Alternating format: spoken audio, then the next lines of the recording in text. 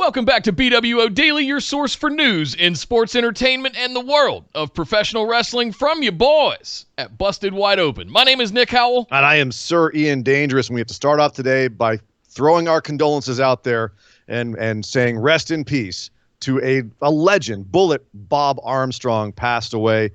He was 80 years old. He actually lost his battle with bone cancer, which is a nasty one. But apparently, that's one you just don't come back from, unfortunately. Well, no, and he actually it wasn't treated for him, and he refused treatment on it, but yet still wrestled his last match last year because he's a beast. He was a beast. You may know him as the father of Brad Robert Armstrong, who passed away in 2012. He used to work for WCW NWA. Scott Steve Armstrong. Probably most famously, Brian James Armstrong, a.k.a. Road Dogg, over in the WWE. Bob was probably one of the most universally loved wrestlers. Everything I've read about him is nothing but praise and talking about how wonderful he was. Yeah. And everyone just loved him. He was a huge influence down in Southeast and Mid-South wrestling in the NWA. Won some titles down there as tag teams. He actually, one of my favorite stories about him is that he actually beat Hulk Hogan back when Hogan was still Sterling Golden, and Hogan never got his win back. He's one of the few people that Hogan never got his win back on. I never knew that. That's fantastic. Yeah. So somebody's got one over on Hogan still, and will go down that way for forever now. Yeah, and he retired in '88, but he still worked a little bit after that. But Hogan was working at his peak in '88, so he could have gotten it back.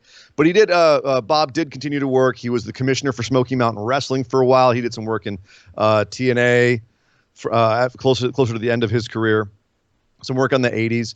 But yeah, no, rest in peace to him. His wife Vita Gale passed away earlier this year, back in I think June, maybe July. But it was their 60th wedding anniversary earlier this year as well. Wow. So. Yeah, right close to his wife. So rest in peace, Bob. Our sympathies out to the entire Armstrong family on that one for sure. Yeah. But in more controversial news, let's start stirring the pot here, Nick. PW Insider, as they do every year around this time, released their top 500 wrestlers. And sitting at number 1 this year, one Jon Moxley from AEW is the number 1 wrestler for the year.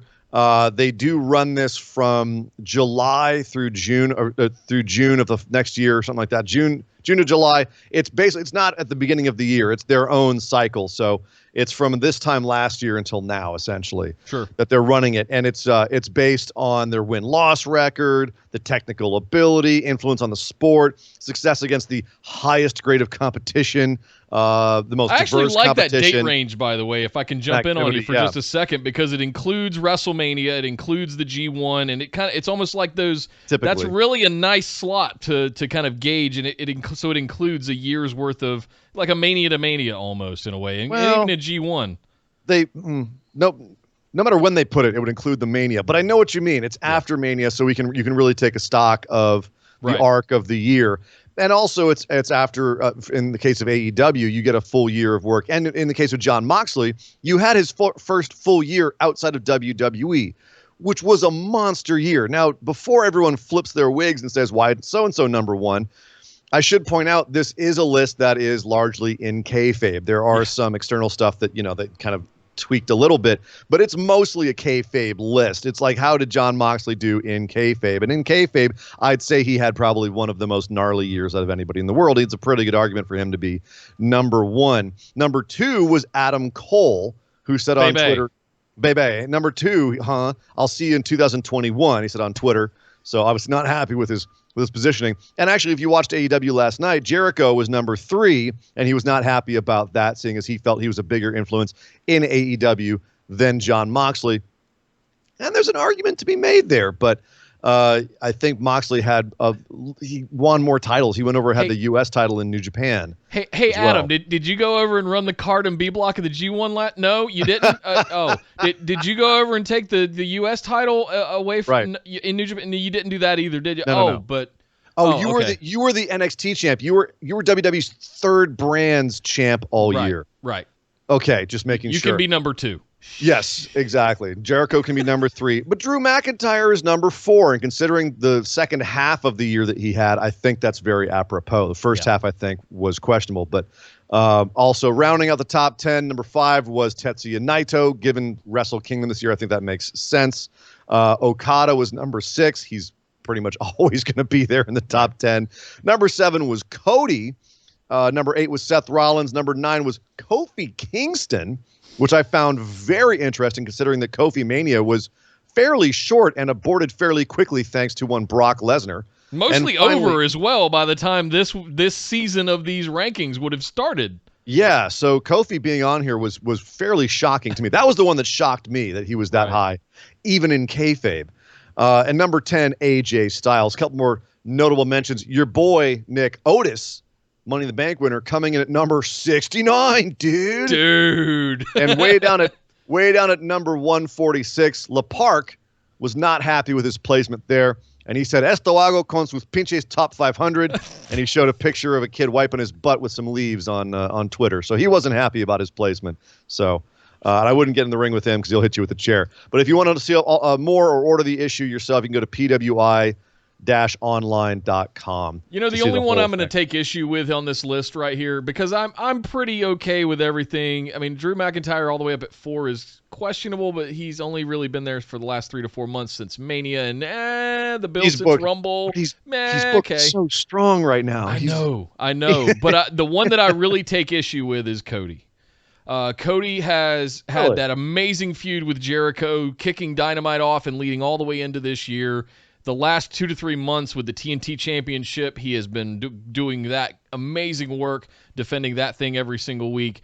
And the fact that, we have another major wrestling promotion, mostly thanks to that dude and a couple of other folks.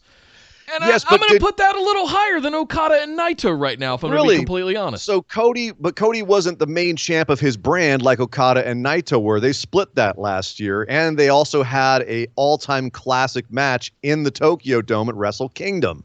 So, I know. And that makes it hard.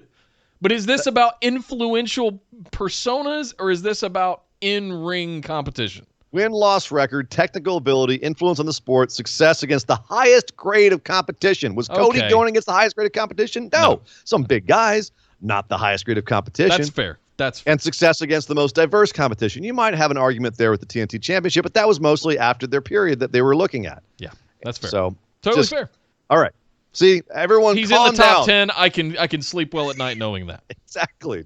Love you, Cody. We'll leave it at that. Yeah. Back to NXT. Speaking of NXT, Damian Priest was interviewed by Justin Barrasso from Sports Illustrated, and he was talking about that North American Championship 5-way ladder match that he just won.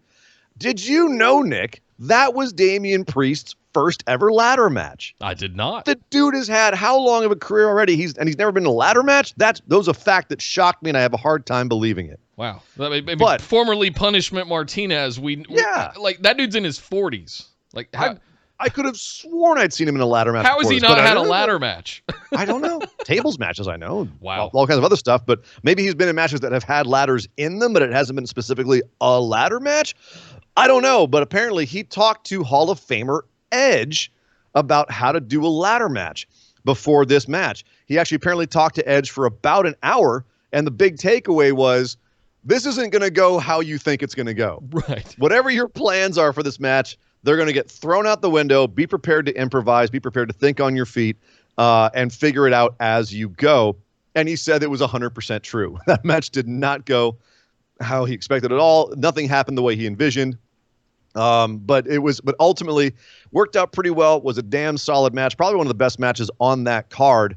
And Priest winning was a nice moment as well. So very cool. He's also said he was talking to Undertaker. If you think of Priest is a big guy, that makes a lot of sense. Taker does like to pass on the knowledge to the new stables of big guys, new big guys that are coming up right now. And apparently Undertaker came by the PC while Priest was there, and he was able to pick Undertaker's brain for a while. And he said that Taker taught him things like ring positioning, look, awareness, being overly aware of your surroundings.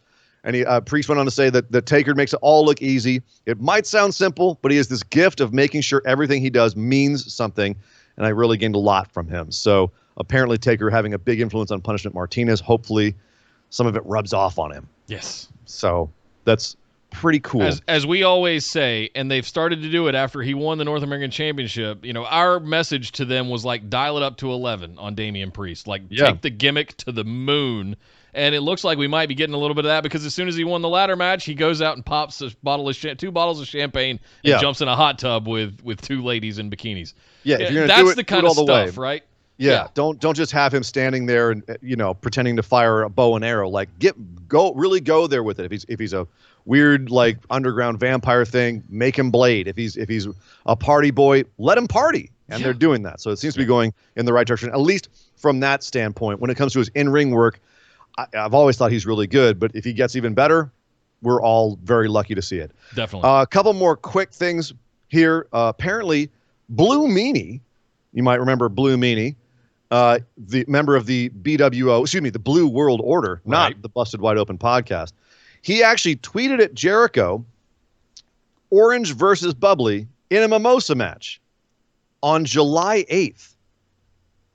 When Jericho was promoting his main event match against Orange Cassidy. Apparently this was long before Jericho had even said anything about a Mimosa match with Orange Cassidy. Now Blue Meanie's being like, did Jericho, do you owe me any money there, buddy?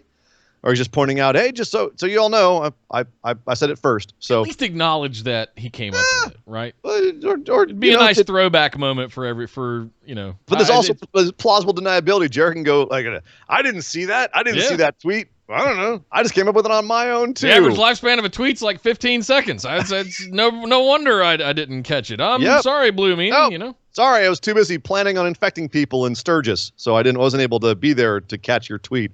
Oops, did I say that? Oh, Jesus. Sorry, it's only 100 people that got sick from the motorcycle rally so far, so it's not a big deal, right?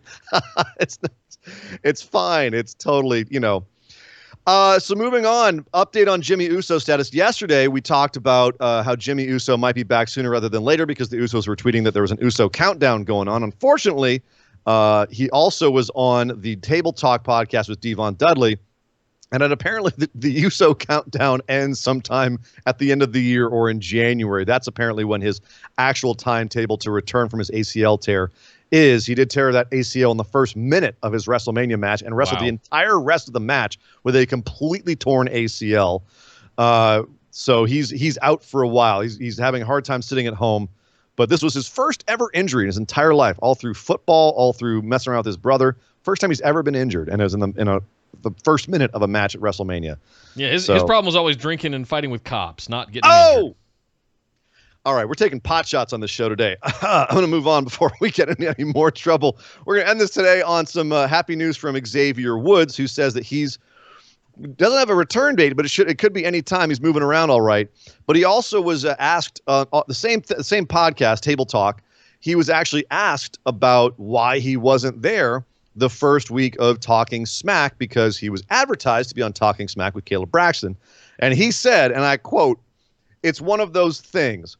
It's a very large company. You'll find it in any large company. Things get lost in the cracks. Things that people thought they told somebody else, but didn't get the chance to, but that person thought somebody else told them. So it's a regular thing with a company as large as this that's as successful as this. So it's not like a bad thing by any means, just a little oops.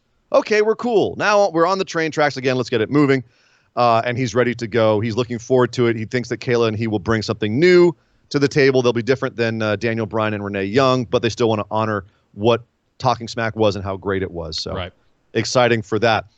That being said, Nick, can you think of another billion-dollar company that doesn't inform its employees of essential duties that they're advertising that they do and lets things like this fall through? Is this a regular thing with billion-dollar companies, or am I just out of the loop? Vince McMahon's not a regular CEO. Probably came up with it on a whim and hey, get Xavier Woods to do it, and just. I wonder if it was Vince McMahon. I mean, not everything I'm just saying, goes not every multi-billion-dollar company is exactly the same as every other multi-billion-dollar company. So right. I don't want to make sweeping generalizations, but no, to your question, no. Normally that is not the case. There's a bit of it. Somebody has an idea, they run it past a bunch of people. Yeah, it has to get approvals. They have to fund it. There's budgets involved. All of that stuff is. Yeah, I mean, I know that it's it's a big confusing process and lots of, but at the same time, like that seems like 101 stuff. Right. Maybe I'm crazy. I've never obviously run a $1 billion company, but all I'm saying is if this is the sort of thing that happens often, could we at least next time we have a new show, leave Stephen A. Smith off it on ESPN, for example? Sure. Just forget to tell him so we never have to see him again. I'm just saying, for example. So, but Nick, that is the news. Well, thank you very much, Sir Ian Dangerous, and thank you guys for tuning in to yet another episode of BWO Daily. Make sure you subscribe here to the channel by pounding that big red button and set your notifications to all so you get notified every day when we put up a brand new episode. Also, come over and find us on Twitch, where we are live streaming all of our operations now every Tuesday and every Saturday. We will also be back Sunday night, this weekend after Payback. We get done. We'll be back live on Twitch to give you all the breakdown of what goes down. I don't even know what day is it. Time is relative. We don't know where we are. Find our Discord and links to all of our social medias down in the description below. But my name is Nick Howell. You can find me on Twitter at DataCenterDude. And I am Sir Ian Dangerous. You can find me on Twitter at Sir Ian Dangerous. And we will see you guys next time.